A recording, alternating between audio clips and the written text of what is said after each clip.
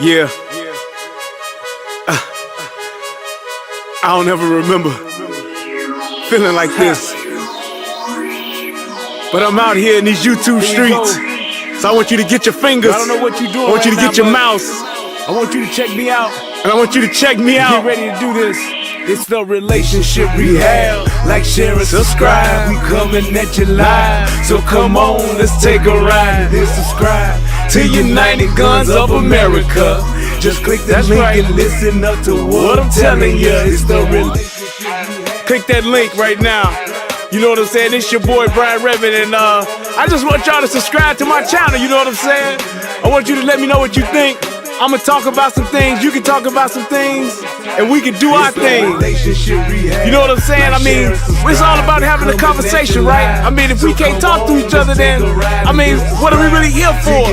I want y'all to be able to just come over to my channel, talk to me about what's going on with you, and I can tell you what's going on with me, and we can build some things. You know what I'm saying? That's all about growth, baby. So click that link, go ahead and swipe on your phone, whatever you gotta do. Share my content. It's just get me out here, baby. Cause we just talking, you know what I'm saying? It's like, I like doing what I'm doing because it's about the people. It's about us having a conversation with each other. It's about us discussing whatever needs to be discussed. And on these YouTube streets, this is the best place to do it, baby. Like, share, and subscribe. That's right. Click the link. Click the link. Yeah. I just want to say thank you to everybody that's out here that's already subscribed. You know what I'm saying? Cause y'all ain't the first one, and y'all ain't the last one. So I just want to give a shout out to everybody that click the link, that click the share, and then subscribe to your boy.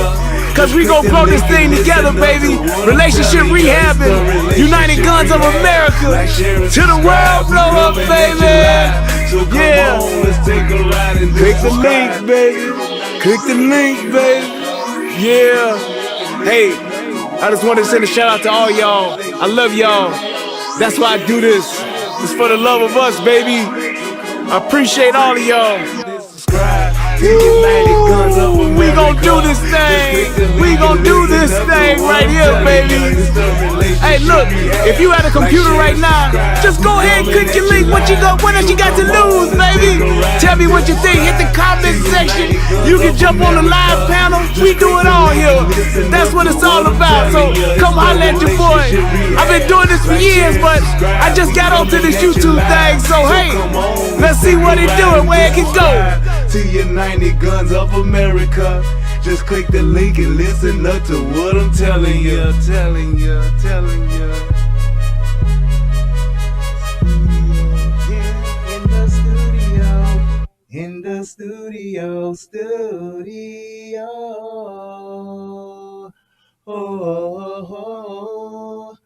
Oh, Teddy Payne. Yeah. Little bit of T-Pain, I'm gonna hit y'all with Convict. Whoa. Girl, just close your eyes and picture me playing a Spanish guitar. Baby, where we going? There ain't no such thing as a bando. If I could, I would stroke your body like I do my keyboard. Are you ready? Ready to do some things you never did before? Let's make love in the studio. Let's make love in the studio. Let's make love in the... I see you from the booth, and you remind me of a brand new saxophone. Girl, I'm trying my best, but the music won't let me leave you alone. And your body's like a flute, I can't stop blowing on you. Are you ready? Ready to do some things you never did before? Let's make love in the studio. Let's make love in the studio. Studio. Let's make love in the.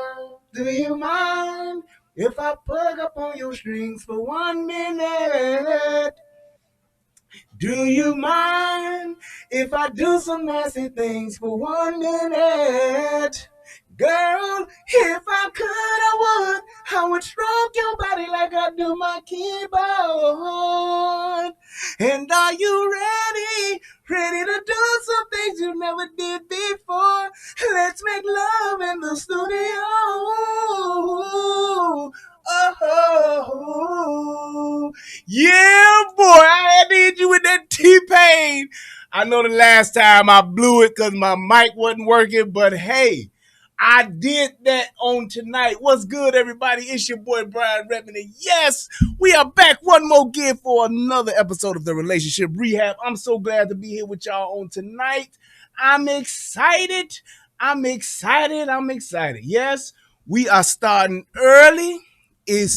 I know that this is unprecedented, that we early. I know it. I know this. But hey, we early and we here, and we're going to have ourselves a funky good time. Yes, indeed, a funky good time. Gonna have a funky good time. Yes, indeed. That's what we're going to do. So I just wanted to show you all. I got like a little clip I wanted to show y'all that's totally unrelated to the show, but the shit is worth seeing. So I'm gonna do that real quick, and then we gonna dive in, and we gonna talk. My brother Easy said real early. Shit, he's still up, right? Y'all know Easy go to bed at 6:30 during the week. This nigga has supper at 5, and he's in the bed reading a book by 6:30, and he sleep by 7. In the summertime, Easy be sleep and it's still light outside. This nigga here, he gets to bed, and not only do he get to bed, but he get to bed early. Yes, he do. He be sitting up with them, you know, like them old them couples back in the 50s. They be sitting up reading the book, had their glasses down like this, reading the book in the bed, got pajamas on, in the bed already. I mean, like I said, it's 6:30. He in the bed and gonna read for 30 minutes to wind down before he go to sleep. Like, nigga, Wheel of Fortune is still on, and this nigga's in the bed. Like, Pat Sajak, and he's like, yes, honey. Ha, ha, ha. Look, honey, these guys.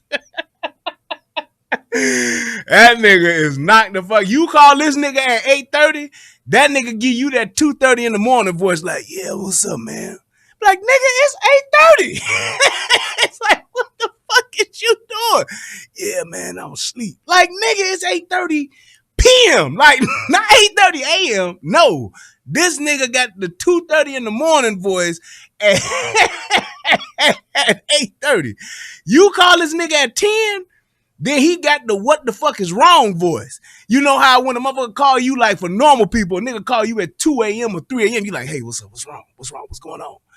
I call this nigga at 10 o'clock. That nigga like, hey, what's wrong? What's wrong, B-Red? I'm like, what's wrong? Like, nigga, I was just seeing if you was going to get on the game. Like, you sleep? Oh, yeah, man, I've been asleep, nigga, since 7 o'clock. Like, goddamn. But that's my man's 50 grands, baby. I wouldn't trade you for nothing in the world, boy. That's my motherfucking man's. I tell you that. I'd shoot me a nigga and put the nigga in some black bags and toss him over the river for that nigga, man. That's what I do for, because I love him. But this nigga's up. It's the weekend, so I guess he got another 2 hours to be up, so I'm glad. Yes, sir. So with that being said, let me go ahead and get on with the show before this nigga start yawning and get sleepy on us. I want to show y'all this clip real quick. And like I said, this has nothing to do with the show, but I just wanted to point out a few things about this clip. And it's really something to see. Oh, damn, that ain't what I'm talking about. But that ain't the clip. But that shit was funny from the last show. Oh, here we go. I got it right here.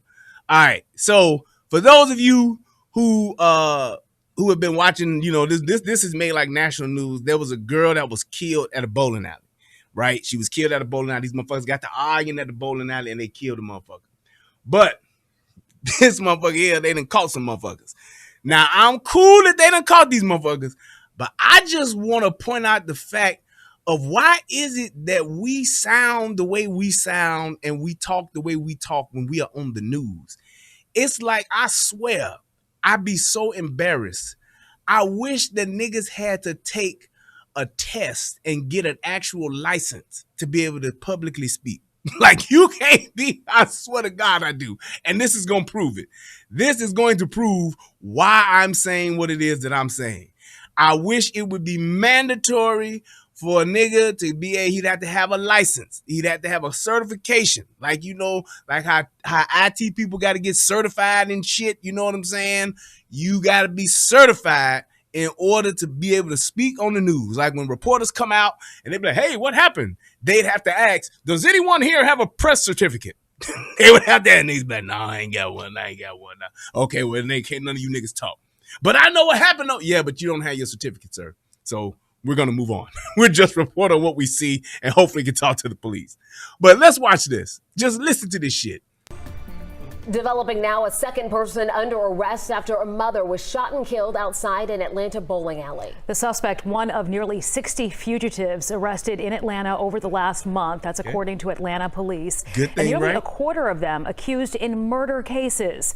A quarter of them accused in murder cases. Now, y'all know that these niggas is black. And y'all know when people be talking that black on black crime, them ain't real numbers. That's a myth. It's just like every other crime. No. White people do the same type of, no. The numbers are skewed. They just do that because that's a false narrative. No. When it come to violent crime, niggas are reigning supreme. Tracy A. McPeer live at police headquarters right now. And Tracy, these arrests offering a bit of relief to the victims' families? That's right. And Lakevia Jackson's family told me this afternoon that they had no idea that a second person had been arrested in her death until 11 Alive broke the news to them. They say that, now they feel like justice is finally being served. We can't sleep. All we see is that same scene of my sister laying there, breathless.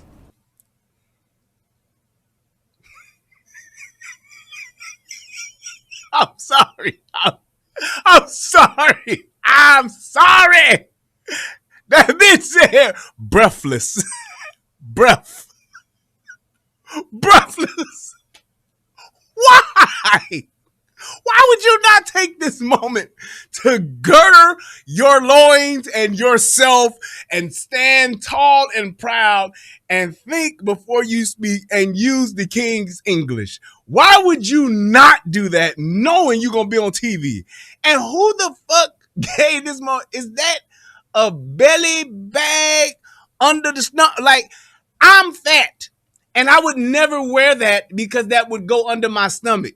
And I would never wear that with a slim fitting shirt because I don't want to accentuate my stomach. But no, Lakevia, she gonna put that motherfucker on and sport that motherfucker to the fullest. Belly just sitting on top of that motherfucker. Why? But listen to this shit one more time. Sister laying there, breathless. Breathless. Yaisha Jackson was at the bowling alley. Yaisha Jackson was at laying there, breathless. Laying there, breathless. Laying there, breathless. Laying there, breathless. Laying there, breathless. Laying there, breathless.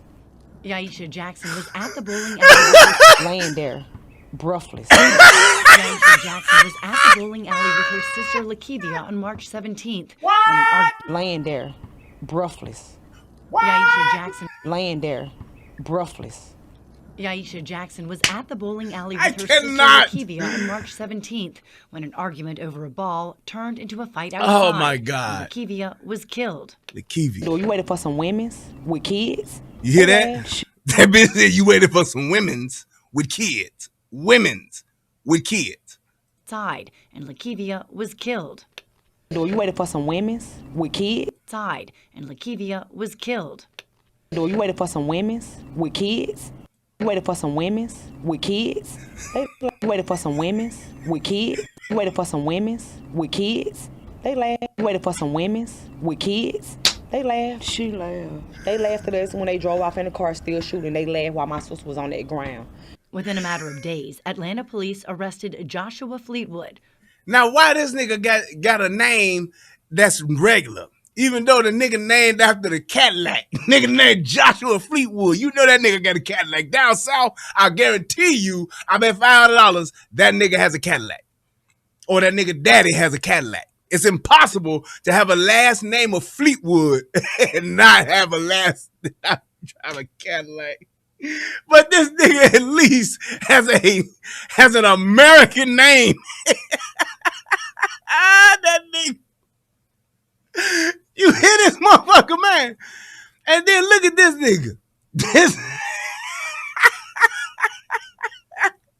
All right, y'all tell me right now before y'all hear it. Is that a man or is that a woman? Is that a woman or a man? Y'all tell me right now. Which one is it?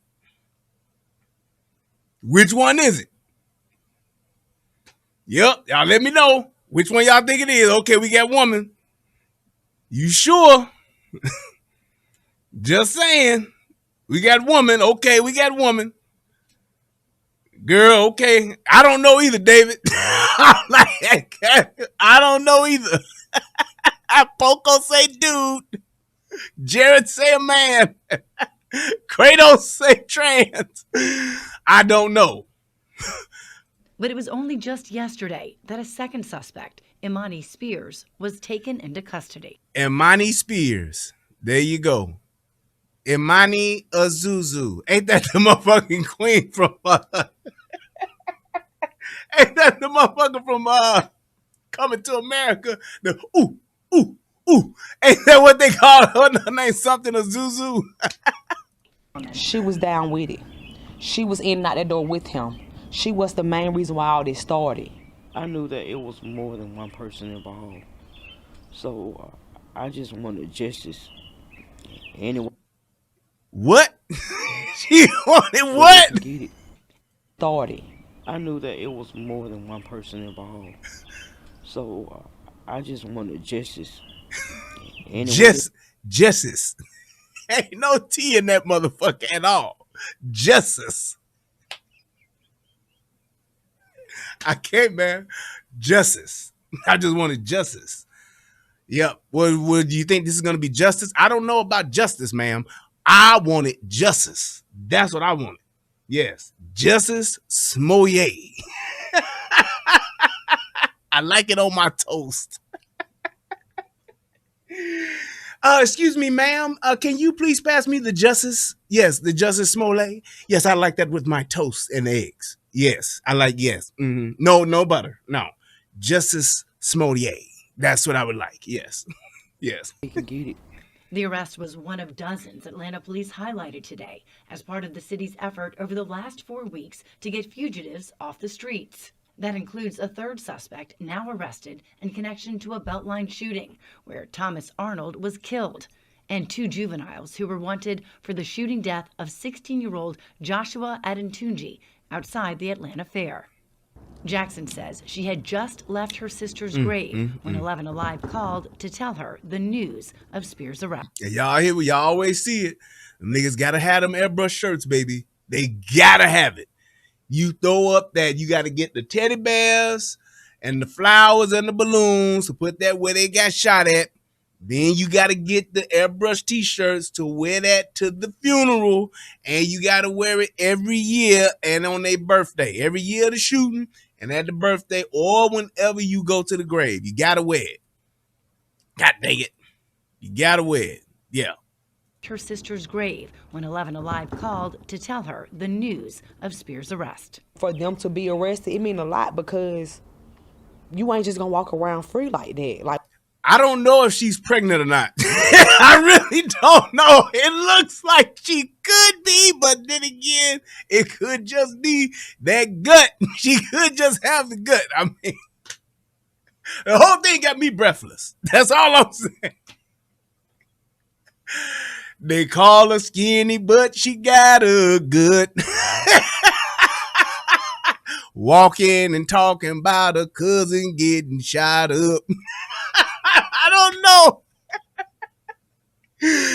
They call her Kiva, but she got a good. I don't know. We hurting. Even though she not We here with us hurting. in flesh, like she still here with us. Gonna walk around free like that. Like we hurting. Even though she not here with us in flesh, like she still here with us because she made it happen. She made it happen.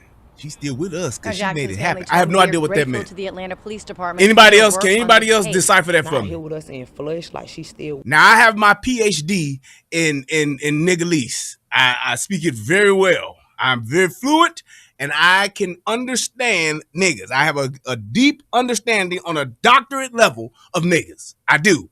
But this here is literally gibberish. She literally came with the boomhauer. I bullshit you not. Here with us because she made it happen.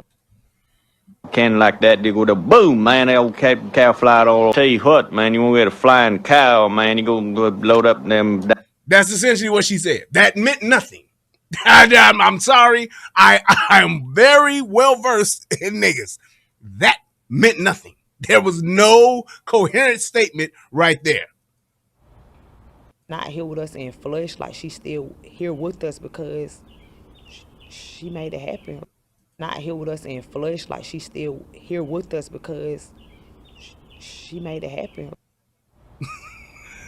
Now, Jackson's family told me they are grateful to the Atlanta Police Department for their work on this case. Now, taking a look at the numbers, over the last 4 weeks, out of those 57 fugitives that were arrested, 12 of them are accused of murder. 12 of them are accused of murder. But yes, that's exactly what happened. That's what she said. I don't know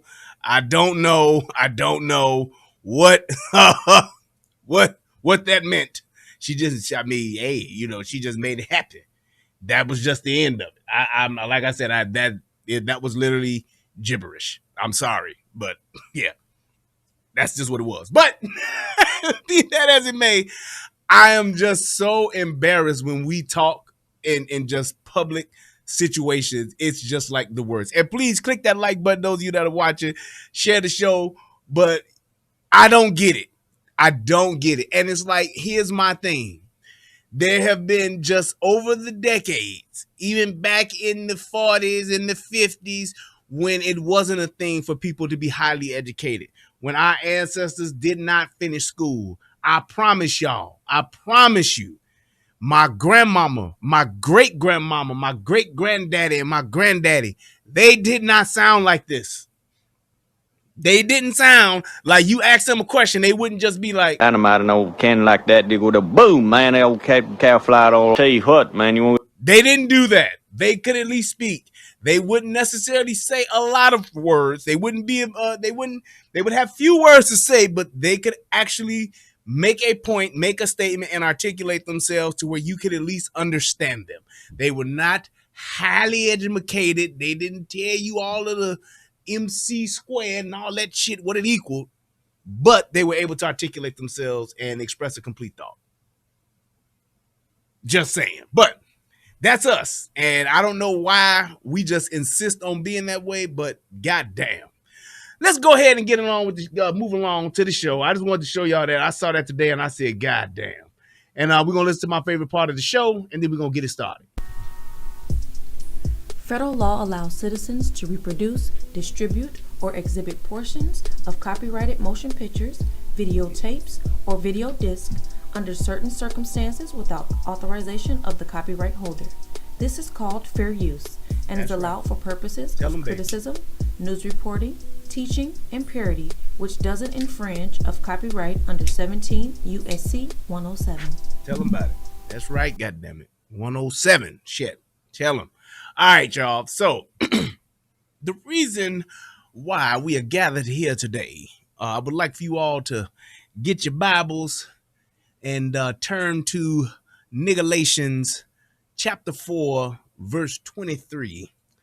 And one of the reasons why we are gathered here today is because with all of the things that's been happening in Michigan, I'm just going to say Michigan alone, just Michigan.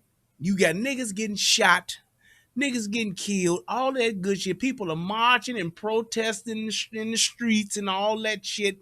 It's do what you do. But it's quite odd in the woke world that we live in for so many people who want justice, and justice, and they have such a spirit of activism.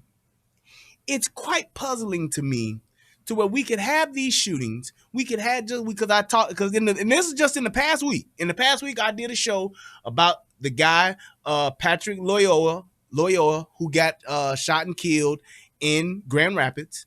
Then I did a show about the guy who got pulled over in Zeeland, Michigan. Right. This is all in Southwest Michigan, Zeeland, Michigan, and was saying that it was a racist stop and that they pulled him over because he was black, even though he was doing over 118 miles an hour down a street that was speed limit was 55. This nigga was doing 118. Yes. Well, he said the thing could have been off, so he might have been doing about 112. La da da da da. And the nigga was just as sweet as he wanted to be. So he was doing 112, listening to Peaches and Cream. That's what he was doing. But with that being said, in that same time, this is all within the past couple of weeks that this has happened.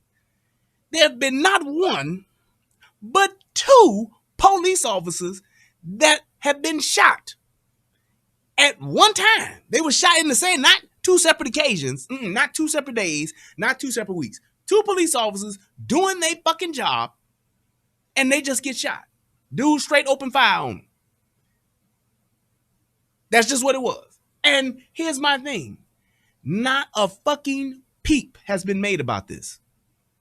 And to all my pro-blacks out there, these was black cops. Yeah, baby. Fight the power. Fight the power. 2 black cops shot. Nobody says nothing. Don't nobody know nothing. Keisha, dead. Dunner man, dead. Y'all mean to tell me we got 2 Benton Harbor officers shot and don't nobody know nothing? It's amazing. So, with that being said, I had to say something. And shout out to my connect in out there in Michigan. Agent Honey Chris came through and got me this info, sent the video to me. I appreciate you. I love y'all so much.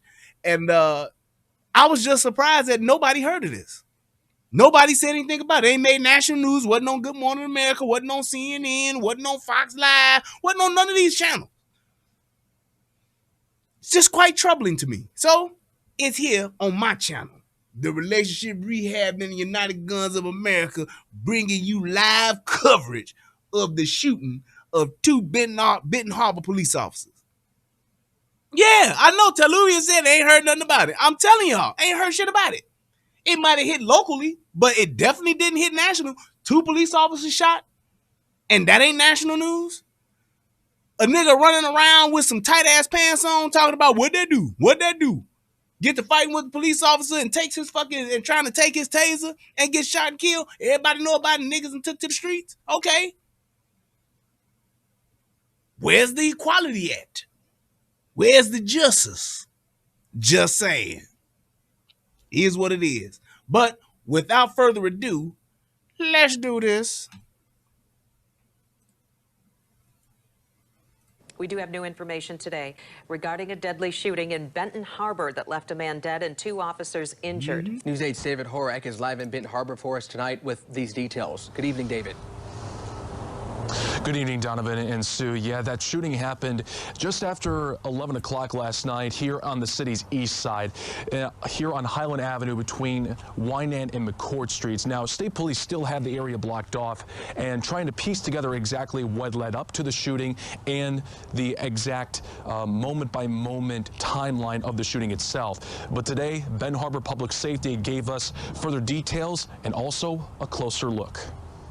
Body cams were rolling as Benton Harbor public safety officers noticed a vehicle belonging to 32-year-old Dustin Saffel, who was wanted on multiple charges since Tuesday. There were outstanding warrants for his arrest, a felony warrant for home invasion, first degree, unlawful imprisonment out of our department, as well as a... Now, you mean to tell me that this ain't no bad guy? I mean, What the fuck else would he have to do? Why is it that no one ever talks about these things? Because here's my point that I'm trying to make. We talk about every single black person or Hispanic person that gets shot by the police or killed by the police. Every one of them makes national news. And depending on the right time or the right climate of politics, the political climate, it can become a thing to where officers can wind up losing their job, losing their pension, going to jail by doing their job. That nigga said, is that Sean Paul? Sean Paul. Look at this nigga. Let me see if I can bring it back to him. He do kind of look at that nigga. I dot the air. Just saying. Guy looks white to me. Now, for all of my race hustlers out there, you got a white bad guy shooting not one, but two niggas, and y'all ain't got shit to say? Ain't that about a bitch? Ain't that some shit? Pulled up in the CADILL bumping AC. It's like the race hustlers ain't even touching this. So my point is, if we talking about everything matters, Black Lives Matter, Patrice Conning Colors matter, Patrice Conning Colors real estate matters. We talking about the worst niggas on the planet doing the worst things to people, getting shot, they matter. If all of this shit matters, we have 2 police officers shot and nobody says nothing. No justice or justice for either one of them. This is why when it comes to things and the so-called plight and complaints that black people have, this is why it's side-eyed. This is why it's only, you only think that we only give you some type of attention when it serves a purpose to serve another agenda. This is exactly why, because it's all bullshit at the end of the day. At the end of the day, the black people in Benton Harbor should be celebrating these police officers, and they ain't got shit to say about neither one of them. And these are 2 outstanding police officers that got shot. And don't nobody give a shit. And when you're talking about what your expectations are, police officers, they supposed to do this. The police is the professional. The police are city employees. We are paying them. They are public servants. They work for us. Yeah, well, when they do their fucking job and some shit like this happens, hey, nobody got a goddamn thing to say except for that's the job y'all chose. But then you got a nigga like Tahir Kelly running around lying to the police, running from the police, gets tased, fleeing from the police, and does a fucking face plant. Thank you for correcting me on that, whoever did it. Gets a fucking face plant, scratches up his face. Oh, that shit makes national news. Yeah, I don't know why they was even talking to him in the first place. It's all bullshit. I'm just saying, we have no fucking integrity when it comes to shit like this. And the good guys who put their lives on the line day in and day out, we don't even say fucking thank you when they do get fucking grave bodily harm, or they do get fucking injured, or even when they do die.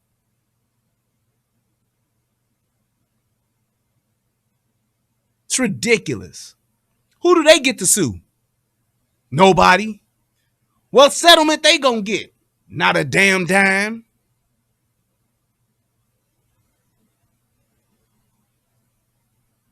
Charges since Tuesday. There were outstanding warrants for his arrest, a felony warrant for home invasion, first degree, and lawful imprisonment out of our department. Home invasion, first degree. That means this nigga busted up in a motherfucker house and held a motherfucker hostage. Home invasion. Yeah, he's a good guy, right? as well as a resisting arrest, fleeing and eluding 4th degree out of Michigan State Police. And I think there's a domestic violence case with the Barron County Sheriff's Office with an unserved PPO. After backup arrives, an officer started approaching the vehicle. PPO, so that means he done whooped his woman's ass or some woman's ass and got a protection order on. So yeah, this is a good guy, right? This is a guy who just misunderstood. That's all it is. See? Motherfuckers are straight up fucking a public fucking terrorist. Don't do shit but fuck with people. The worst of the worst. And nobody says nothing. The video shows Saffel getting out of the passenger side with a gun in his hand and began to point it at police. Then gunfire was exchanged. Police say a total of 15 rounds were fired. And we are at this point unsure why he decided, after all the times he's ran and fled and kind of made a game of it, he decided to shoot it out this time. Saffel died and the 2 responding officers were hurt. Sergeant Reginald G., a U.S. Marine combat veteran, was hit twice. Oh, this guy's a combat vet too. Oh, so not only is he a public servant serving on the police department, he went and fought for his fucking country as well. Isn't that something? But don't nobody give a shit about him when he gets shot, right? In the chest and leg. He had surgery at Lakeland Hospital, where he is said to be okay. He's doing fine, and they're going to observe him for, I think, a couple more days before he's released. The second officer, Officer Blake Kinsler, is now home from the hospital after taking 3. No, that is not Al B. Shore. No, that is not Christopher Williams. That's Officer Kinsley. With his curly haired ass. Nevertheless, he's still black. He got shot too. But nobody got shit to say about that, huh? Ain't that something? 2 brothers. One black and one beige. And nobody had nothing to say. You motherfuckers. 3 shots to the midsection and leg. So McGinnis told me that the department is undergoing major incident protocol, which basically means they're offering counseling and mental health services to all of the officers involved. 2 investigations are underway, the criminal and the administrative. Criminal is being handled by Michigan State Police, which is standard protocol whenever an officer is involved. Administrative, it deals with the body cam and any other policies that may be related to the incident. That will be handled by the Benton Harbor Department of Public Safety in the city as well. We're live in Benton Harbor. David Horak, News 8. Ain't that about a bitch? Where is they GoFundMe? How many people have donated to that GoFundMe? Ain't even got one up properly. But my thing is, it's one of those things to where those guys were doing their job. Saw a guy, literally, I saw a guy that had a warrant. We know that we've been looking for this guy. We see him. Hey, let's go ahead and do our job. And what happens? White boy gets out the car, let loose. They light his ass up, and and thank you, Fair Play. Haven't heard of no white folks walking the streets talking about they ain't had to do that. They ain't had to shoot him like that. He was just shooting at them because he was scared. Shit. Ain't it funny you don't ever hear white folks saying that? Just lying about some shit? Ain't it something that you don't never hear white people saying, why would the police even be stopping him? He was just sitting in his car. He was just sitting there talking to his women's. He was just sitting there in the car. The police shot him, and now he breathless. You don't never hear that, do you? You don't never hear, ain't no white folks walking up and down the streets of Benton Harbor protesting outside the courtroom talking about white lives matter. You don't see none of that shit. You know why? Because they know that this dude was asking for it. They know that this guy died doing what he loved. Well, he died doing what he loved. Getting shot. And they accept it. And they move on. Oh, well, the guy's a piece of shit. There you go. But we can't never do that.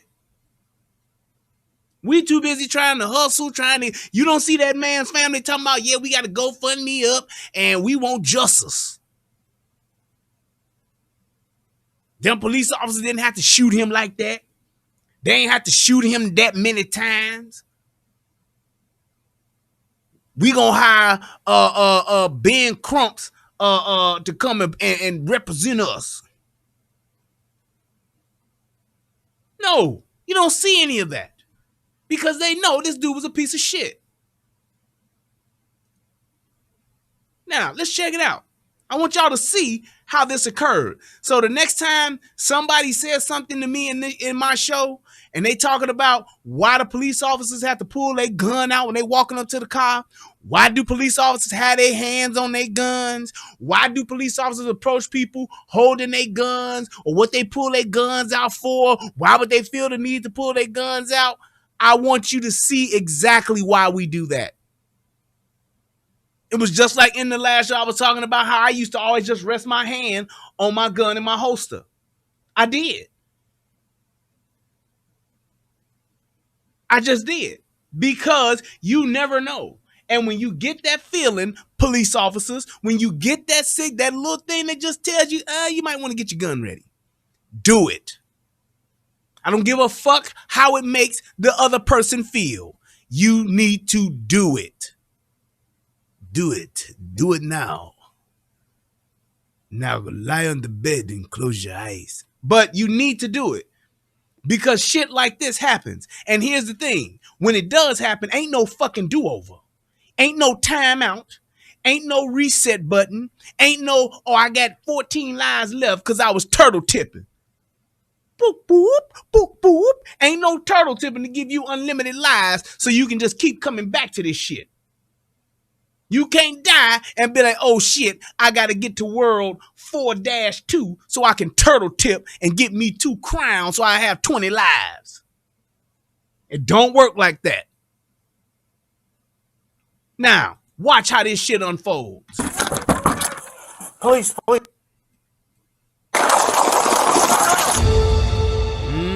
And shout out to Law and Crime. It says, while on patrol around 11:15 p.m. in Benton Harbor, Michigan, Sergeant Reginald G.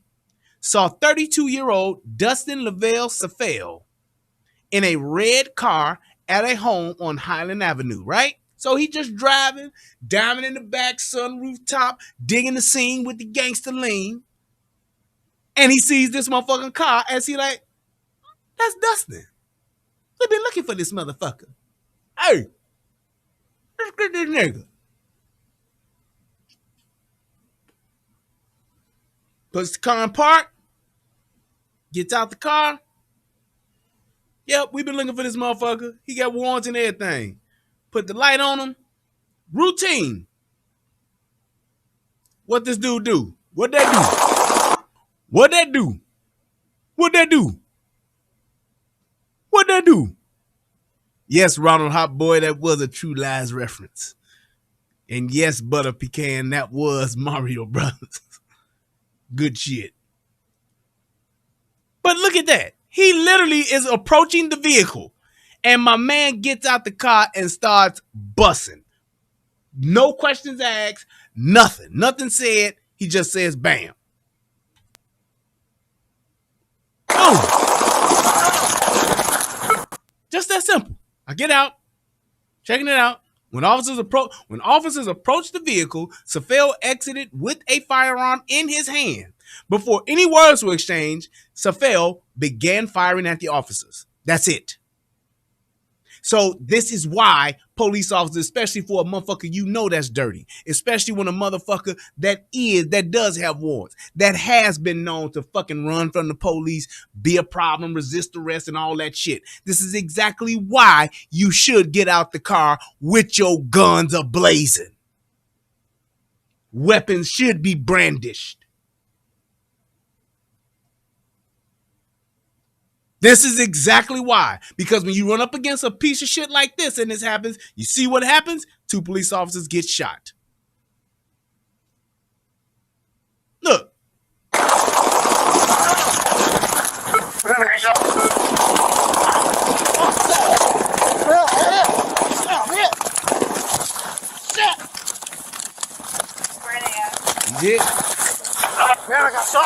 Damn! No! He's still up! Hit him.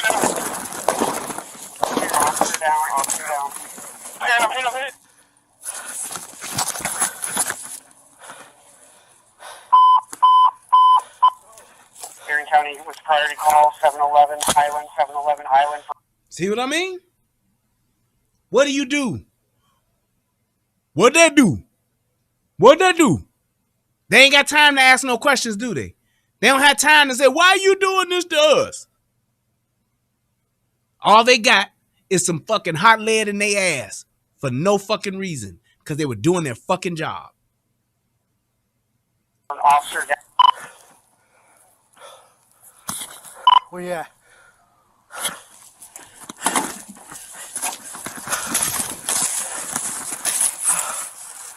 I'm in the rig. Check on G. Alright, I'm at 695 Highland.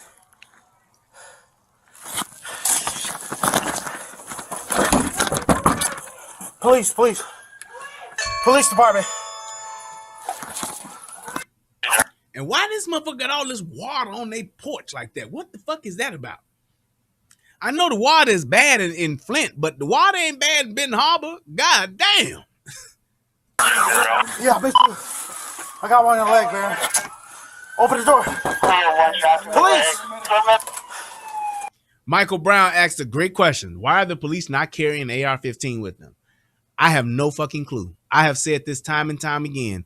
Every police department, just like how back in the day, back in the 70s and the 60s and 70s and shit, police officers had a fucking Mossberg or a Remington sitting in their car. I believe in today's world, every fucking squad car, you ain't got to buy one for every officer, but every squad car should have a fucking AR-15 in it with that full ride. Because in a situation like this, you never know what you're going to run up against. So why would you not have your officers equipped for the worst case scenario? Because if there is a worst case scenario, guess who's going to be expected to respond to it? These guys. It can't be a thing of, and it ain't a thing about money. It's just reallocating some funds. Refund the police department. Instead of defund the police, you need to refund the motherfuckers. Because my thing would be this. How much does an AR-15 cost? Cheap end. I'm talking basic AR-15 with nothing on it. Iron sights. You talking $450, $500. So why would you not spend, and you ain't got to go get them no fucking Barrett or no fucking Daniel Defense, but why not spend $700-800 on a good AR-15, get you a couple of fucking red dots, get you some aim pros and some aim points and put them motherfuckers on there and equip those officers? Because what if it was 2 or 3 niggas out there shooting? Right. An AR-15 is too fucking affordable, especially for law enforcement. They can get all kind of deals and shit. Every fucking police officer or every fucking police car should have a fucking AR-15 in it. I'm sorry. You don't have to necessarily carry it all the time to be effective, but you need to have access to it. Because in this situation, it could just be a thing of saying, hey man, I need to fucking level up on my tool. Not saying that the AR-15 would have made a difference in this situation, but when you are under fire, somebody should be able to get to that fucking gun and be able to have a more powerful tool to get it when they're in a shootout like this. It gives you better accuracy, stopping power. Most of the time, motherfucker get hit with that AR-15, they gonna die right there. DRT. But when you're trying to stop a threat, you definitely want accuracy. You definitely want stopping power. Why not do that when you have such an efficient weapon like an AR-15? Because when you got a motherfucker like Joe Biden telling you, hey, buy a shotgun, yeah. I've never had to work in the real world. I've never had to live a real life. I've been living this cushy life since I was in my fucking 20s. Buy a shotgun. That's it. Or get yourself a Secret Service team to watch your fucking ass. When you're living in a gated community, you don't think you need a gun like that. But you do. Everybody come out. Oh, I was called. You shot? Yeah. Officer G is shot. Now, you heard that person? Officer G is shot. That's a civilian who knows who this man is. Why? Because he's a good fucking cop and he's serving his community and the people know him. Okay, yeah, I'm right here. He shot in. No. I don't know. They shot through my house. I have nothing at this time. So that's what's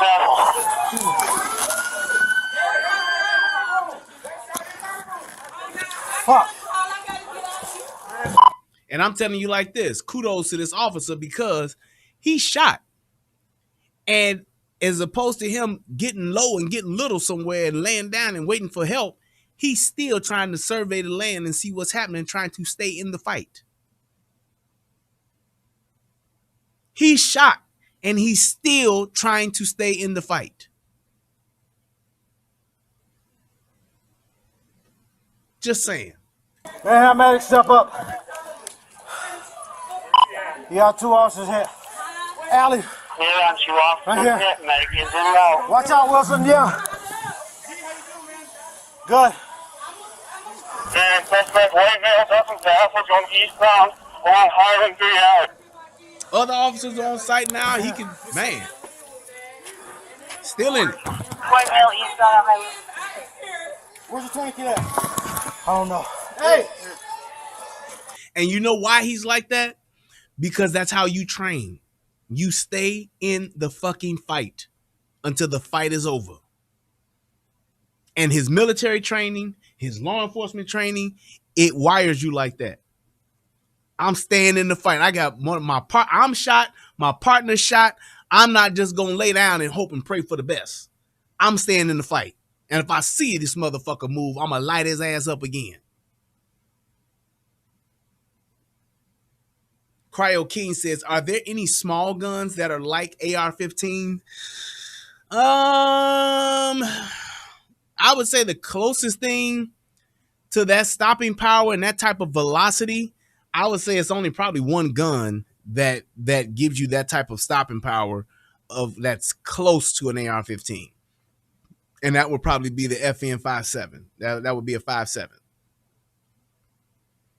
I mean, the AR pistol is still a pistol. It's still an AR. It's still at 223. But the only thing that has like velocity similar to that is a FN-57. That's a pistol. That's a handgun, but it has the 5.7 round, which is high velocity. There's a high velocity round. It's probably one of the highest that you can have in a handgun. I wouldn't say no Desert Eagle or no shit like that because that gun ain't gonna function right in no situation like this. It's just not. But yeah, I would say a 5.7 would probably be the closest to it. Get in. Get down. Get down. Get down. And it's like, just think about being in a situation like this where you like, man, you don't expect that. But like I always say, you have to expect the worst. That's why I never knock an officer that get out the car and pull their guns out. Some motherfuckers start talking sideways and they pull their guns out. I never knock it. Because you got pieces of shit like this that will just decide, fuck it, I'm going to bang out today. I ain't going to jail. I ain't running. I'm done. And that's just it. Oh, well, your ass ain't going home, Officer G. Oh, well, your ass ain't going home, Officer Kinsley, if I got something to do with it. Just saying. And no FN-57, it doesn't have a huge kick. That FN is a beautiful piece of equipment. That is probably the next handgun I'm going to purchase after I buy this big boy. I got a big rifle that I'm trying to save up and get. It's going to be a monster. It's going to be some man. But an FN-57 does not have a lot of kick like that. No. But that's why you should be expecting the worst. Because I'm gonna tell you like this. That shit could have been worse. Dude could have got off 2 fucking headshots. He could have got off he could have hit that motherfucker in his femoral artery or something. He could have got a lucky shot, and one or if not both of them, if they would have got hit in that place, in that fucked up spot, they would have fucking died. Why? Because we locking up a motherfucker to get warrants? You fucking kidding me?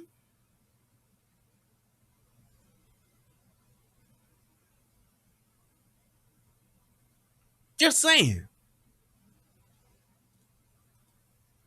All right, let's check this out. This is the actual interview where the actual officer, where the public safety officer, he actually talks about the whole thing. This is the Wood breaks it TV down. live desk. But wait, what did he say? Let me see what he said. I don't know anything about guns, but how about Dirty Harry's gun? Is that sufficient? Oh, that fucking 44 Magnum? No, it's a 6-round gun. Y'all know me. My philosophy is that anything a fucking revolver is a great backup gun, but it should never be a primary weapon in today's world. It should never be a primary firearm, everyday carry gun, because it only has 6 shots. Just saying. So I don't roll with that. Yes, 44 does have tremendous stopping power, but like I said, it's only got 6 rounds. So nah, I don't rock with that. I don't roll with that shit like that. No. You want to carry a revolver as a backup gun, I get it, but other than that, you should carry a semi-automatic gun. That, in my opinion, too. I don't think you should have anything that don't hold that holds. You shouldn't carry a primary weapon. You shouldn't have shit that don't carry at least fucking 10 rounds, 10 and 1, at least 10 and 1, easy. I won't ever carry a my primary gun will never have anything less than fucking 13 rounds. I'm just saying. It's fun to shoot or some shit like that, and it got a hell of a kick to it, but I would never have a gun that's a revolver as my primary carry. No. All that shit, it works, and it's reliable. So is a well-made handgun that's a semi-automatic.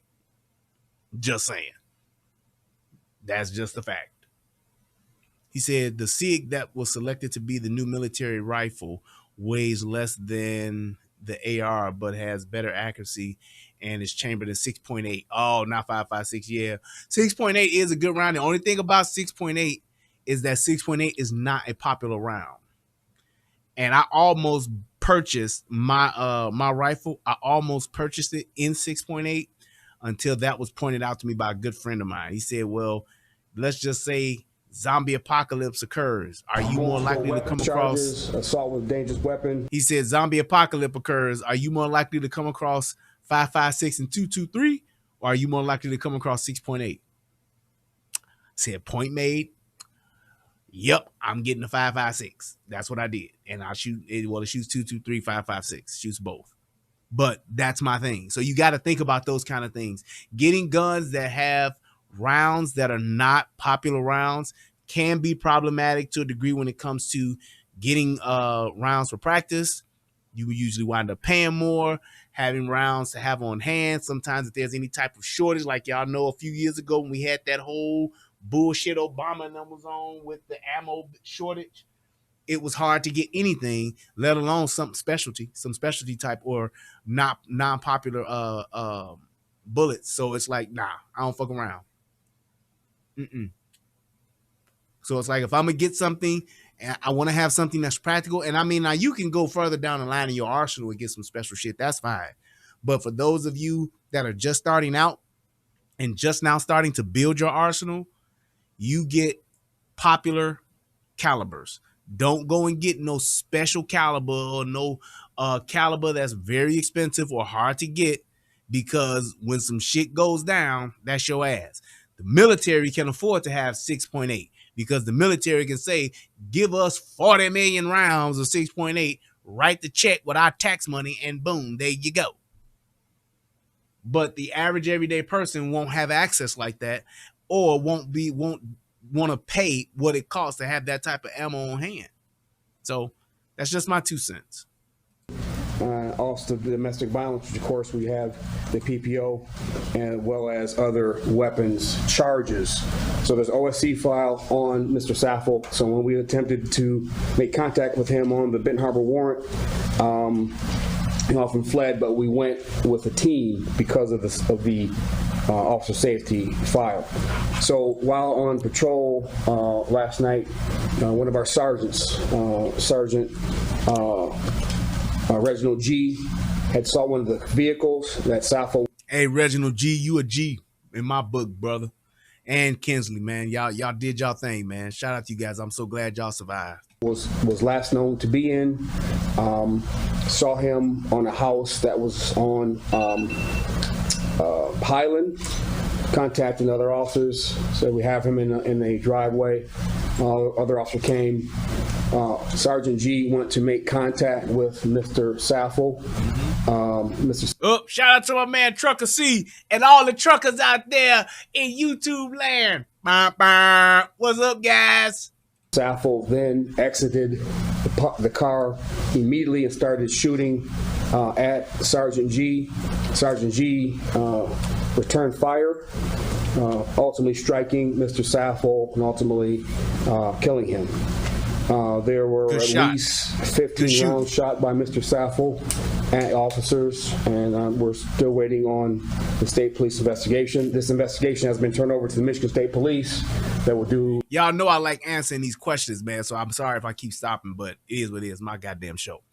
Cryo King said, can you make your own ammo legally? Is it hard?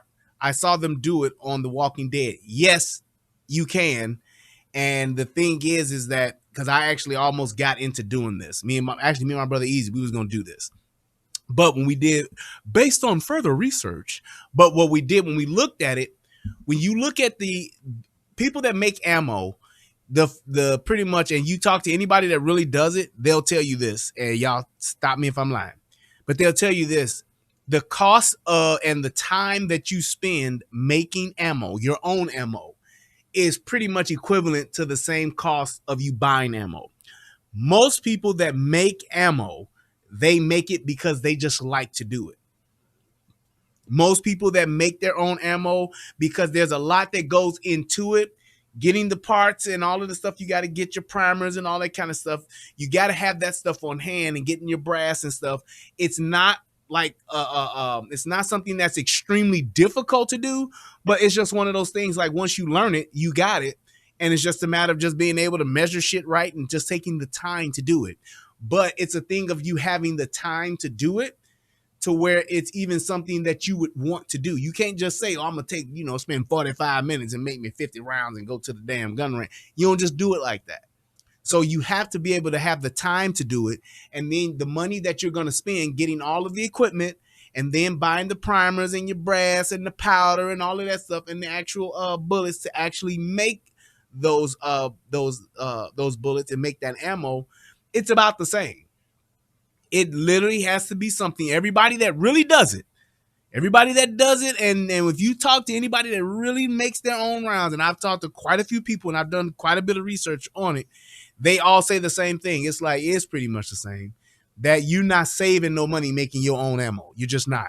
But you're just spending time doing it. And some people like to make certain types of loads. Certain people like to, do certain things with their bullets and all that kind of stuff, having bullets for certain things, whether they're making bullets for killing varmint or whether they're making a bullet to stop a fucking hog.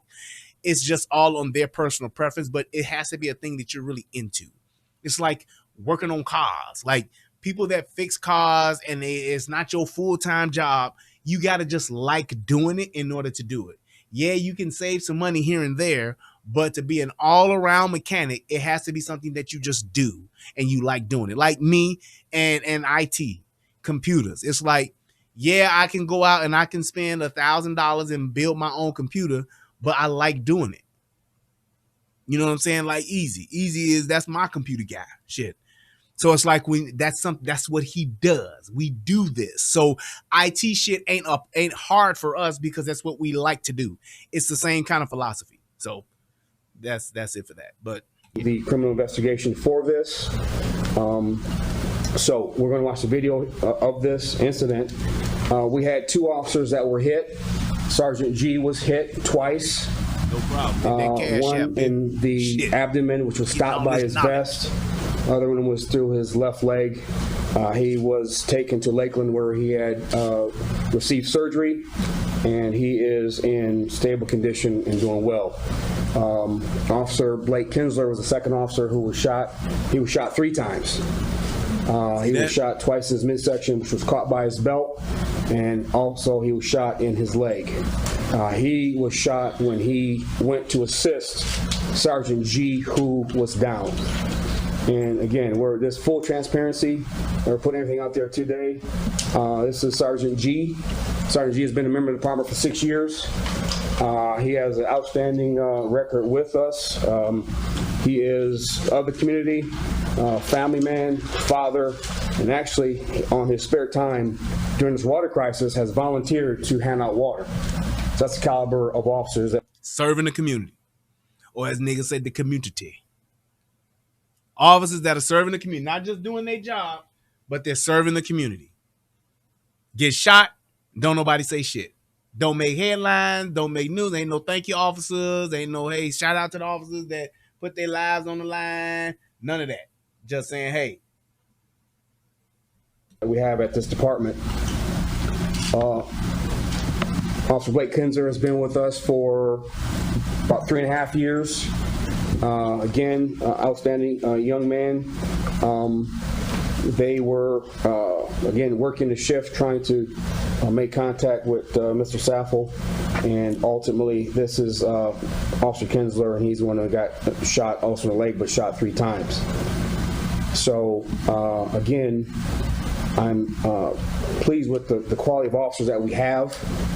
This is a very difficult situation. They really have a love for the city, and we appreciate that. There is some social media out there of Mr. Saffel that you can see. He has what's called extended magazines. Normally a gun has a magazine. This one is the size of a small club. Also, he's known to wear that balaclava. In this shooting, he gets out of the car with a balaclava on.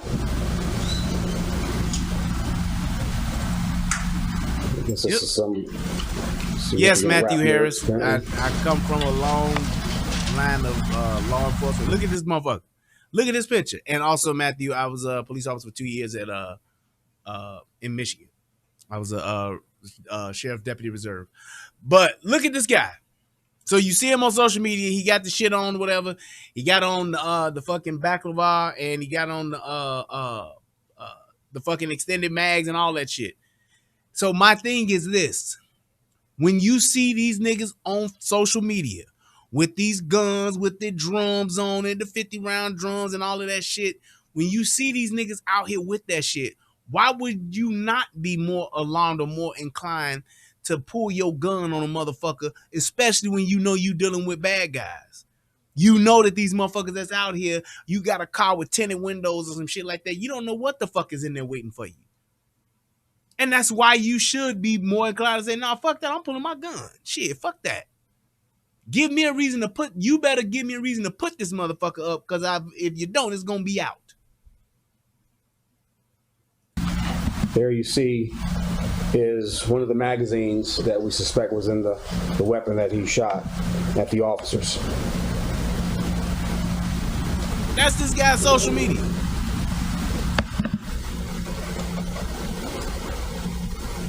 Look at that. Again, you see extended magazines. Not one, but 2, what niggas on the streets call extendos. Now, to his defense, I will say I got the same shit, but that's neither here nor there. All I'm saying is this is what police officers are up against.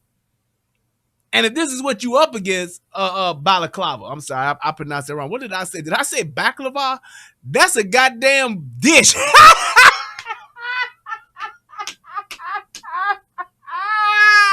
my God.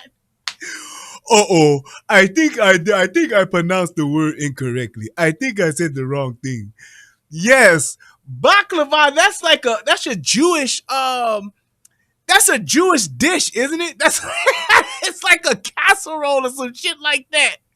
Yeah.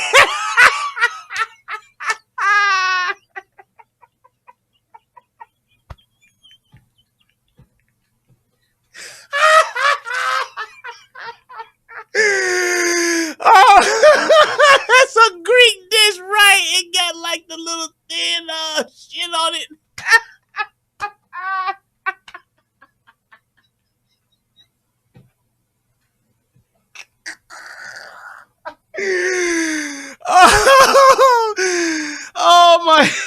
Oh my god, dude. You're crazy, man. You're crazy. I like you, but you're crazy. Hey, look. Let me tell you something. That's why I love y'all motherfuckers, man. I love my rehabbers. I love my folks from Soto Nation. Because I was in this motherfucker. I said it with all confidence. I was like, yeah, he got on the baklava.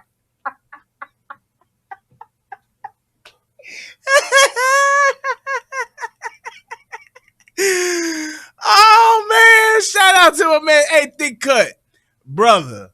Can I please can you hit me up, man? Let's talk. I need something. I need some music, man. Let's do something. Hit me up, man. Let me know. But look, I surely was like baklava. Yeah, he has on the baklava. Boy, I love y'all motherfuckers, man. Thank you for correcting me. I can't believe that I said it like that. That shit is crazy. Oh man. Ooh-wee. Yes, David he said it is a layered pastry dessert made from feet. Yep, that phyllo, that phyllo dough or whatever it's called. I've seen it on diners, drive-ins, and dives 100 times. I've seen different grease shops that my man has gone to, Guy Fieri has gone to, and made it. Oh, whoo, man, that shit was funny. Fuck what you heard. I said that shit with all confidence. He said it goes good with coffee. These are what we have out here on our streets right now. Yes, sir. Oh, man. Kind of casual. I think it's either Facebook or Instagram post. Hilarious, dude. See, hey, look. So that's the kind of shit that you're supposed to be able to do. That's what this shit is about. It's like we all can just have fun and we can learn some shit at the same time. It is what it is. But it's like, I love the fact that we're able to like really just critique each other and correct each other so that we are saying the right thing, because that is my intention. But that shit was funny. I was like, yeah, he got on the baklava. I'm sorry, that shit is hilarious. Here is Officer G's body cam video of the incident. Show me some volume. Is that on? Yeah, man. Boy, I tell you, I love y'all, man. Y'all just don't know. There we go. Oh my God. And somebody please put the phonetic spelling of it in the chat.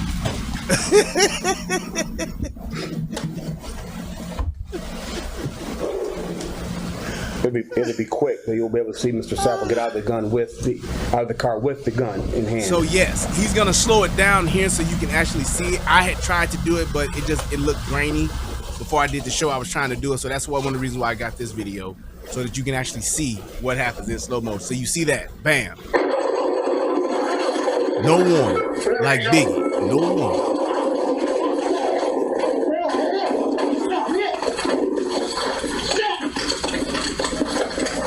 Instantly hit.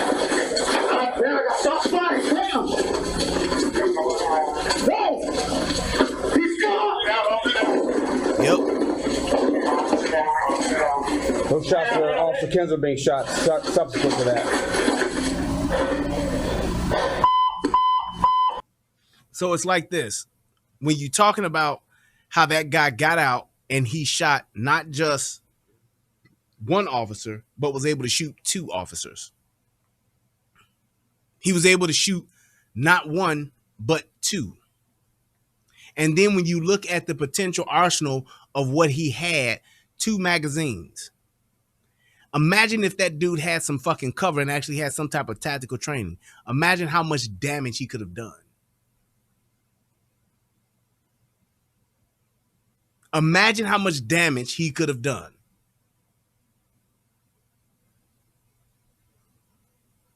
That's what I'm saying. So when you look at people that actually go and you have to actually address people like that. You have to actually interact with people like that. He don't get to call time out and bring somebody else in. He don't get to call a fucking crisis worker.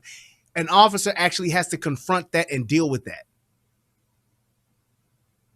And I'm telling you like this, thank you, Easy. Dude, that shit could have really went bad. It could have really been bad.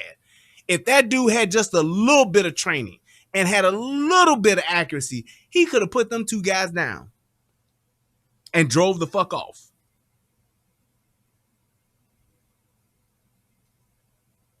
If he would have got out on the other side, if he would have been in the driver's seat and would have been able to reach over the hood, over the top of the car and shoot at them, they wouldn't have hit him. The chances of them being able to put him down and he was on the other side of that vehicle, if he was in the driver's seat and got out, would have been slim to none. So it's like you have to take into account the things that officers are up against on a daily basis, on the regular, because like I said, y'all won't hear about this. But you let them officers kill a nigga 2 weeks from now, and it's going to be all over. You let some kid be running down the alley and got a gun, and he turn around and he shoot them, it's going to be all over the news. Another black boy killed, another black man gunned down, man. They always doing it to us. That's bullshit. Because when y'all see the shit like this, don't nobody got nothing to say. It's quiet. Let's do that again. So again, this will be available at the conclusion of this. We just got to figure out how to get it to you. We've got thumb drives. There needs to be a link. We're ready to release. It's like you never know, man. Oh, you got to Yeah, it's going to pop that head. You go ahead and do it.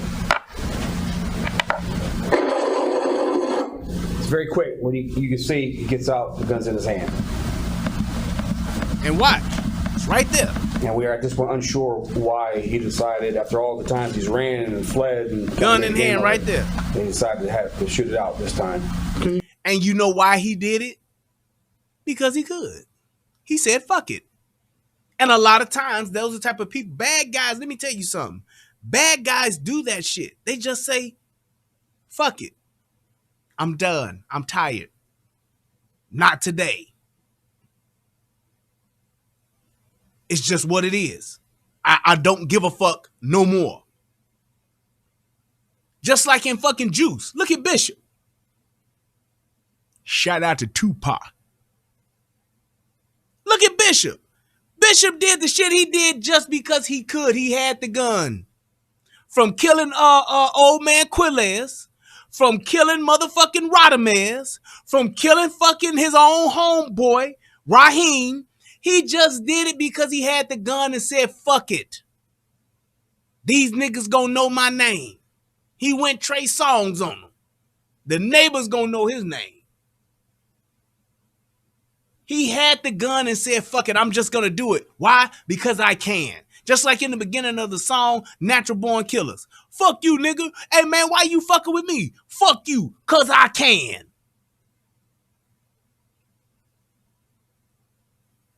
Just saying. Yeah, Jim Johnson, I don't fuck with Pro Mag shit. I don't. I fuck with, what's the fucking shit called? God damn. What's the mag shit called? I got the goddamn thing on my fucking rifle. Ah, fuck. What is it called? Shit, I can't think of the name of it, but somebody's gonna tell me what it is. Magpul. I fuck with Magpul. Fuck, and I tell you, I fuck with, yes, thank you, Easy. I fuck with Magpul, and I fuck with the original manufacturer's equipment. And I fuck with Lancer magazines. Lancer makes some good ass magazines. They make the clear ones. I love those. But Lancer mags for your AR, mag pull for your ARs and your shotguns and all that shit, that's what I fuck with. You see the mouse pointer on the screen? Yeah. Okay. Where the mouse is pointed, that's where the firearm is. Head. They can't see me with your head right there. But you see this white boy, he just literally said, fuck it.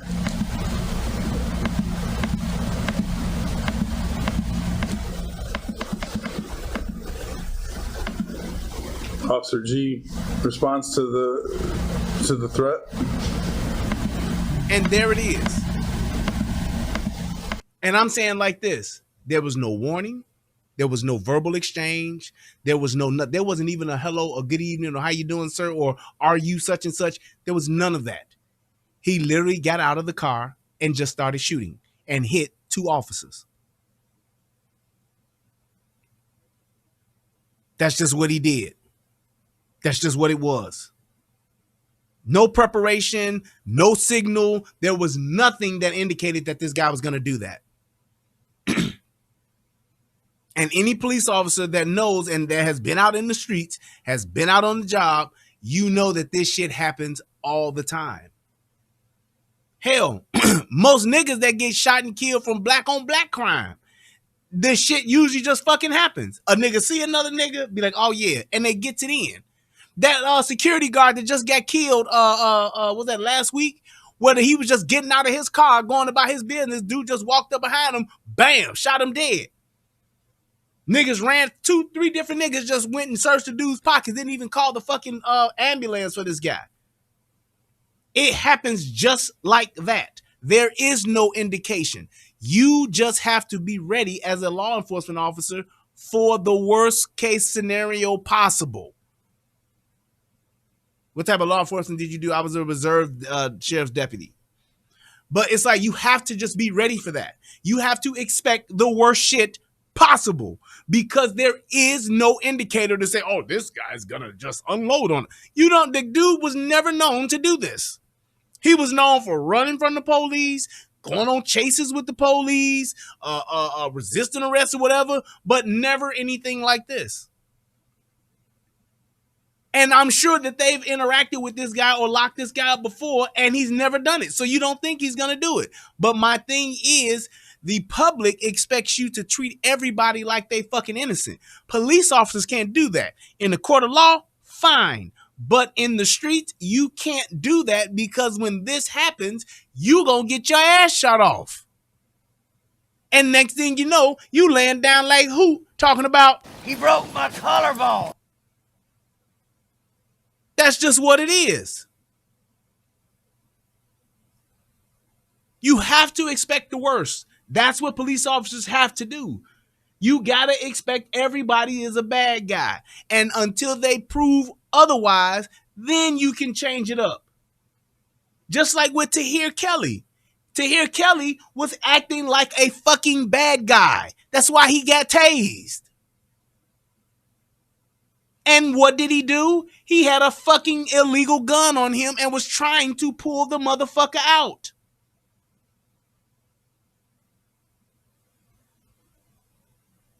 I didn't see Ashawn. I didn't see anything about that shooting in Colombia last week was happenstance. I don't know. I didn't see that. But it's always one of those things where you don't expect it. The guy that walked into the fucking police station and just started shooting. You don't know. They didn't expect that. But you have to look. You got to be on the lookout for that. You have, as a police officer, you want to bring your ass home every night to your family. You have to look at everybody as a bad guy until they prove otherwise. And you have to take the approach that, hey, this could be that worst case scenario. The police officer that got shot in New Mexico by that guy that was being hunted down by the fucking feds. Police officer was being too nice of a fucking guy, and the guy, first chance he got, pulled out an AR-15 pistol and unloaded on him and killed him right then and there. He died later on down the road, but that police officer wasn't doing nothing but his fucking job and was being exceptionally nice to this guy. You can't do it. And right here, You see him coming up. He's coming up to engage. It doesn't show it in the next frame because Officer G's arm ends up obscuring the camera for a brief second. Yes, the feds did fuck him around. They should have never had him in that situation. Now I'll play it back to regular.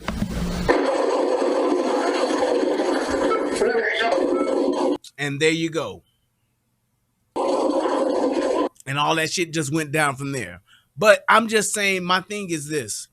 When we are always so quick as the public, as the woke folk in the world, you always quick, and people who've never put on the jersey before and got on the field, we're always so quick to actually go out there and to critique a police officer, tell him what he should, what he shouldn't have done. He didn't have to do all that. It don't take all that. What he stopping him for? Why he got to put the cuffs on him? How come he just can't talk to him? He ain't got to be rough like that. Why he got his gun out? Why he got to pull his gun on him? What his hand on his gun for? Is because shit like this happens.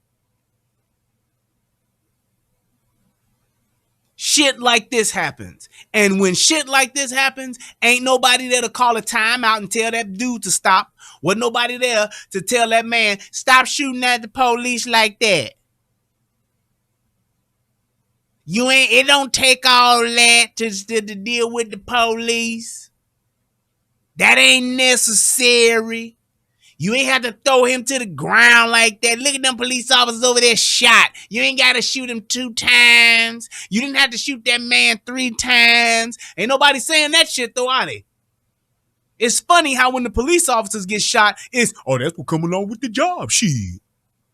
But when a nigga gets shot, then it's, man, you see how they just gunned us down, man? It's just like when that dude, Patrick Loyola. I keep wanting to say Loyola, but it ain't. It's Leoya. That's what it is. It's like that dude. Why wouldn't he just fucking give up his fucking ID, give up his fucking registration, take his ticket and move the fuck on with his life? Nope. He gonna sit back and, what'd that do? Act like he don't speak fucking English from fucking Congo. He's a fucking Congolese man, been over in America for 7 years. Nigga, you don't know how to speak no English? Get the fuck out of my face. You a goddamn lie. What'd that do? That's all you got to say? Your plates and shit didn't match up, bro. You ain't the first motherfucker to have that happen. Take your fucking ticket and go your punk ass home. But no, I'ma run around the fucking mulberry bush, play Ring Around the Rosie, then I'm gonna get fucking tackled. Then I ain't gonna just get my cuffs put on me because the dude caught me because I had my pants on so fucking tight and under my ass that I couldn't run fast. So I get tackled. Now what am I gonna do? Give up and get arrested? Nope. I'm gonna keep fighting and struggling with this motherfucker. And I'm gonna try to take this officer's taser because I don't want him to tase me. Yeah, okay. He hit that motherfucking battery pack on the back of that dome. Now this motherfucker dead. Now everybody talking about why you shoot him in the head. Because that's how you kill a fucking Air 209. That's how you do it. Because when you don't know why a nigga won't stop, the best thing you gonna do is, the best way to stop him is put a bullet in his fucking head. Because obviously this guy wants to do something to me, cause me death or grave bodily harm if he won't take a fucking ticket. He'd rather wrestle with me and fight to the fucking death as opposed to getting a fucking ticket. That's stupid.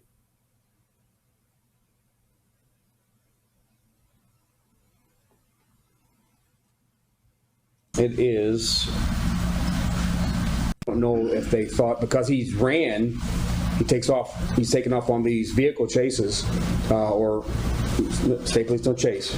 We chased him. Took off on these chases. So there was nothing, although they used caution, there was nothing that led them to believe that he's going to turn and fire on them this time. So again, I have to commend my guys for being that aware, because I think G was the only thing between him and Saffel was green grass. Exactly. So, yeah. Yes, sir. You mentioned that there were several vehicles that he was associated with. Do you know if how he obtained those, or if he was the owner of any of those vehicles? I do not know. I do not know. And all the rest of this stuff is pretty much just, asking them questions or whatever about the shooting and the people or whatever. The officers are fine. They have recovered and all that good stuff. But like I said, man, the biggest thing that troubled me about this is that there was no coverage about it. There was nobody talking about this. And it's, and yes, Breon Lewis, it reminds me of what happened to Korean Gaines. Bitch just won't stop on that more shit. I'm traveling. I'm not driving. What? And you got a fucking kid. Then you sit there with a gun that y'all ain't gonna come and get me. Y'all can't. I'm sovereign and all that shit. Okay. Bitch ain't sovereign no more, is she? She's sovereign in the ground. Sovereign in that grave. It's like you have to take into account of what are you really fighting for? Why are you trying to hold, if it's such an injustice, if it's such an unjust world, and I was talking about this in the barbershop with me and my boy Darnell, and if it's such a thing to where for those of you, my pro-blacks out there, all of my soon, all of the potential soon to be Ben Crump represented soon to be represented by Ben Crumps.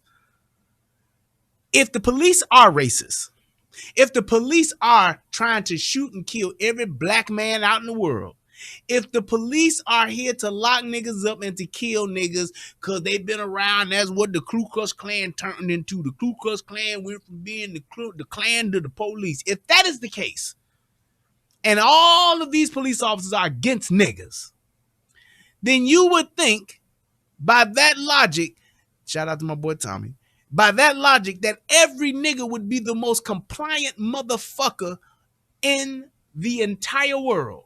You would think that the American black man would be the most compliant motherfucker alive. You would think that the American black woman would be the most compliant motherfucker alive. Because you should already be expecting a police officer to just have a reason to shoot and kill your ass. And here's the other part to that and what I said too. You don't see these motherfuckers doing this shit in these third world countries. I guarantee you that Patrick Lyoya would not have done that if the Congolese police pulled his ass over. He wouldn't have got out the car talking about what'd that do? What'd that do? What'd that do? What'd that do? He wouldn't have got out the car saying that shit. He'd have had his fucking hands up, and they stayed there, and they stayed there, and they stayed there. Hands up, hands up, hands up. That's all he would have did. He would have went straight T-Pain on them motherfuckers. You get pulled over in fucking in Mexico, hands up. You get pulled over in the fucking Congo, hands up. You get pulled over in fucking Jericho, hands up. You get pulled over in these third world countries, you don't never see these motherfuckers talking about what that do with the police. You don't ever see these motherfuckers talking about I'm sovereign and I'm just traveling officer with the police. You don't hear that shit. Because them motherfuckers don't want to go to jail over there. So they're more compliant.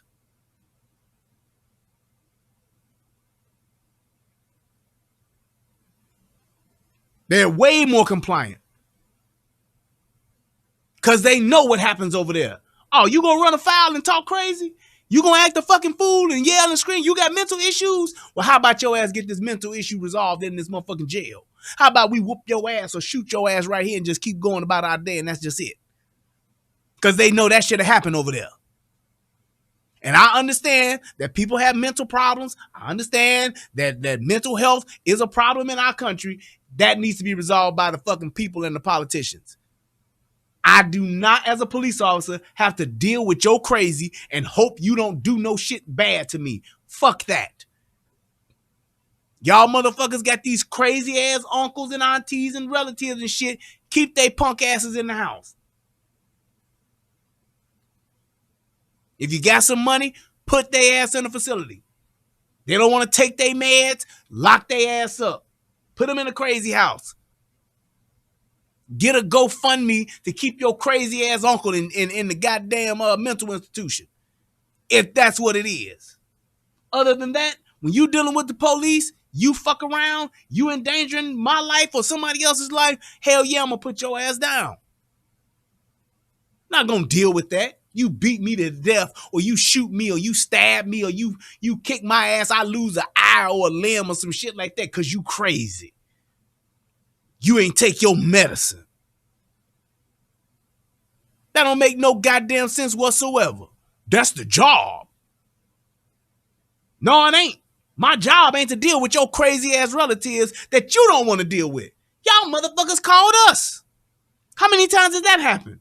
Your crazy ass uncle acting a goddamn fool. Your crazy ass son ain't taking his meds. So you call the police and then you want me to be the nice guy? Bullshit. Not gonna let your crazy ass relative fuck me up.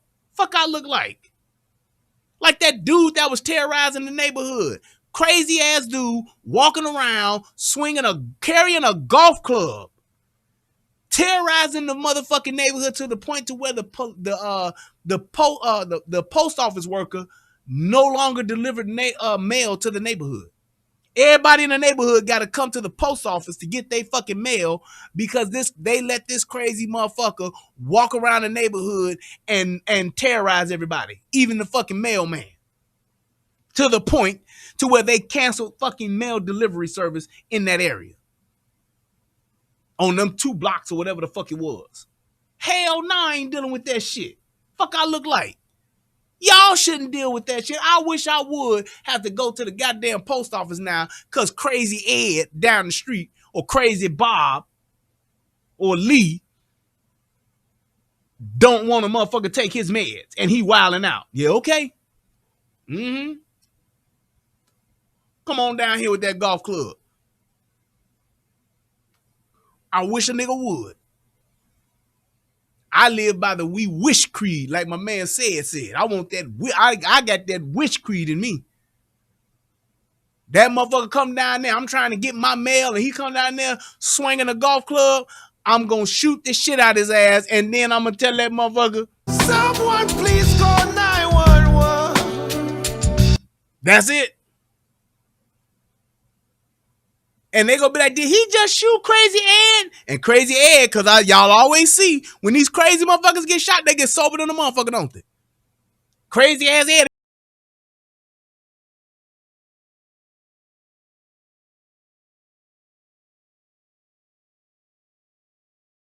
On to the upper room with Jesus.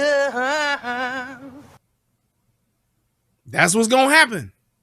And then his relatives gonna be at the funeral like,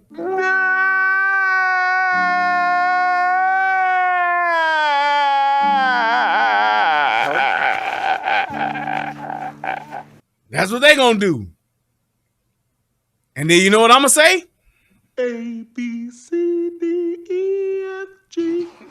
Someone should have told you not to fuck with me.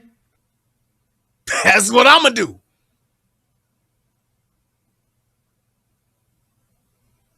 That's just it. And it goes down like that. And as I walk off, I'm gonna say, King Kong ain't got shit on me. And because hey, sick of these niggas. Sick of these niggas. Hire some help. Get rid of these niggas. Because when I saw that motherfucker, I thought this. It's not even armed. It's harmless. It's a killer and I saw it.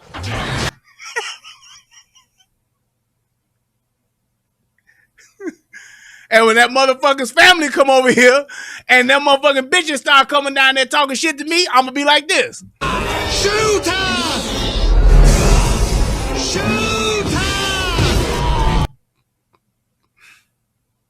And when I'm done with all that shit, I'm going to tell them bitches, I'm one of the baddest motherfuckers of all time.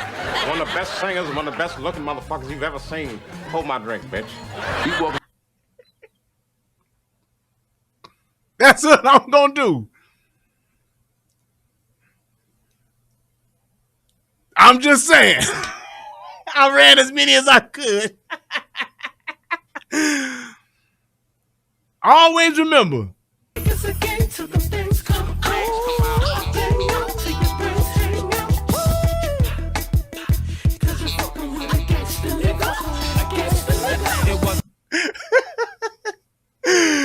Oh, man. I hope that this video helps somebody become a better version of themselves. I hope that this actually will just bring to light the truth about what's happening in the streets. Yes, I understand. Yes, I have too much fun with the Stream Deck. I understand that, you know, we all want to be treated fairly. We all want equality. But my thing is, we will never get there because there are some instances where police officers do shit wrong. I'm not saying that, and y'all know I point that shit out often. But we can't get there if we're not honest with each other. If we're not honest with the shit that we do as civilians, if we're not honest with the shit that officers do, we can't ever get there. There's common ground to be had between both sides, but we can only build that ground and build on that ground. It has to be done with honesty. We have to be willing to tell the truth about both sides. What we do and why we do the things we do, that shit just can't always be one-sided to where they did that to us. They did that to us. That's why they did. They hate us. They trying to kill us. That's not always the case, man. It's very rarely when you see something like that just happens because some racist cop wanted to be racist and kill him a nigga that day. Does it ever happen? Probably does. I would not say nothing's absolute, but it's a thing about saying, well, you got to really look at the whole totality of the circumstances and see how often does it happen the other way when it's like, yeah, the fucking civilian did some stupid shit. That's why the shit went down that way because it didn't have to be that way. How many times have I said, hey, man, just take your ticket? How many times have I said, hey, man, just go to jail? Hey, man, just go ahead and let them take you into custody because you do have a warrant. Fuck that. Just give the information that the officer's asking for. How many times? It's more times of that than it is the other way. And that means something. That means that there's work to be done on our side and their side, but more so on our side. We need to learn how, somebody said it in the chat earlier, we need to learn how to talk to police and interact with police. We need to first and foremost know the law. Because if you don't know the law, you don't know shit. You don't know what you can and can't do. You don't know where you can and can't go. You don't know how the proceedings and how shit goes if you don't know the law. Brian, what can politicians really do? Politicians are the ones that can change policy. Just like I said with that Patrick Loyola. If they made it to where you can't shoot people in the back anymore, that changes the whole goddamn game.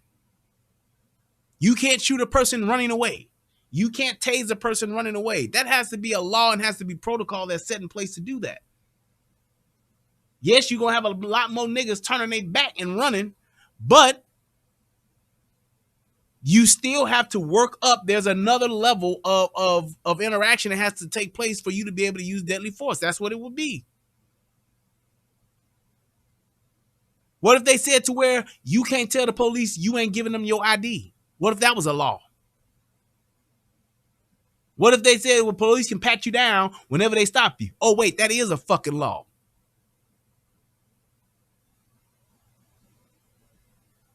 That's all I'm saying. Learn the law. Even you motherfuckers, like I said in the other show, you motherfuckers that's breaking the law. Know what the fuck crime you're committing and what that crime entails so that you will know how to act when you do get pulled over, when you do get arrested. Damn. So that's my point with all of this. We have to be able to be in a place to where we're being honest with each other so that we can actually have a conversation. So we can actually talk about the things that we want to change and address the issues that we have on both sides. And if you want to get that change, thank you, Teluvian. If you want to have that change, you have to start fucking using your fucking voting power and holding your politicians accountable once they are in office. That's it. That's where it starts. So I just want to say thank you to everybody that tuned in to the show tonight. I love you all. I appreciate each and every last one of you. You all really don't know how much this means to me to be able to do this thing and have you guys support it and to have you guys, you know, y'all could have been anywhere in the world on YouTube tonight, but y'all chose to be here with me, and I really do appreciate that. I love you guys, and I appreciate you guys. Shout out to my man Jay Turk for donating. Hit your boy up with a few with $3. Shout out to my man David Williams. hit your boy with $5. That's what I'm talking about. Shout out to everybody else that's watching this on the replay. Shout out to Mrs. 5000. Hit your boy with $20. Shout out to my man Derek J. Hit your boy with $50. Shout out to all my truckers out there. I want to say shout out to all of my people that came and clicked the like button. Shout out to my new people that just got here. Shout out to my man James Grant who hit me on the last show. Thank you.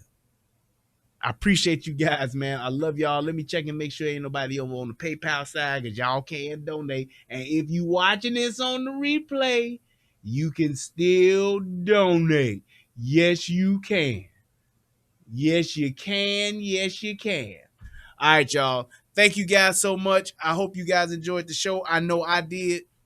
I'm going to go and have myself a piece of baklava and I'll have myself a good night. Give me some Greek dessert and I'm going to have a good night. I love you guys. Till next time. Peace. And I'm out. What's going on, everybody out there in the internet world? It's me, Brian Redmond, also known as the Relationship Rehab. And I need you to do two things. What are those two things? Subscribing to both my channels. I need you to go to the Relationship Rehab, subscribe to that channel, and then I need you to go to United Guns of America and go to that channel. Now you may be asking, why would I do that, Brian? Because it's two of the hottest channels on the internet. Come over there, give me your thoughts, give me your opinions, have conversations, because that's what it's all about. We talk about some of everything. Politics, relationships, guns, law enforcement, community stuff. Anything that's happening, I'm willing to have a conversation about it. So come on over. You don't got nothing else to lose, and you ain't got nothing else to do. So come to my channel, subscribe ASAP, and join in on the fun. Twice the entertainment, 2 channels, twice the fun. Come on and have a funky good time with your boy. Peace, and I'm out.